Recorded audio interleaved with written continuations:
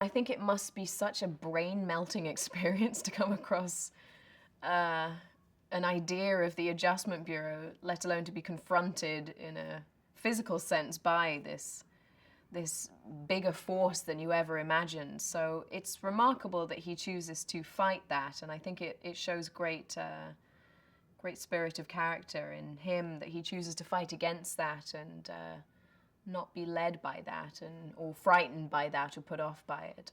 I think it speaks volumes about the attraction that these two people really have for each other, that he is willing to risk a lot for her.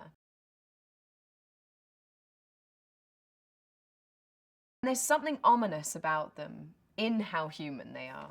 You know, I think that that's hopefully what will really work with this bigger force, that we're not trying to do a very sci-fi, you know, people dressed in all-in-one black leather suits, you know. It's like, they're very real.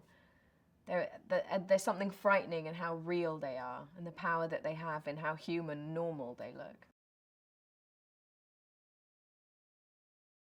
I think with ballet or certain kinds of dance, you work hard your whole life to achieve some kind of ethereal perfection, which you never can get. And I remember one of the dancers I spoke to, she was actually my double in this, and she said, you know, I really believe that everything you go through in life can come out in the way that you dance. And this kind of dance allows for that, and it's incredibly expressive and human, and so it was a wonderful experience. It allowed for mistakes, I think, but it was incredibly hard. The training was unreal. I hurt every day. Every day.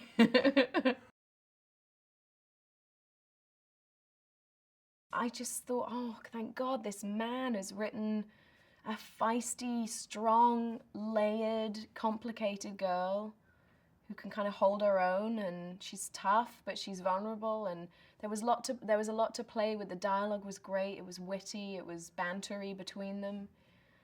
And I recognized it, you know, I recognized it as how, like, people really talk, you know? And so that jumped out at me, the relationship and the connection, and how it didn't seem contrived how they fell in love. They almost fell in love through laughing at each other, and it was that secret language. I thought he managed to capture the secret language between two people when they're in love. He's an instantly likable guy. He's sort of an impossibly awesome guy, you know? And we hit it off instantly, and you're kind of only as good as your co-star. And so if you've got someone who's willing to play and dance with you in the scene, and it's just heaven. Like, you just want to run to work.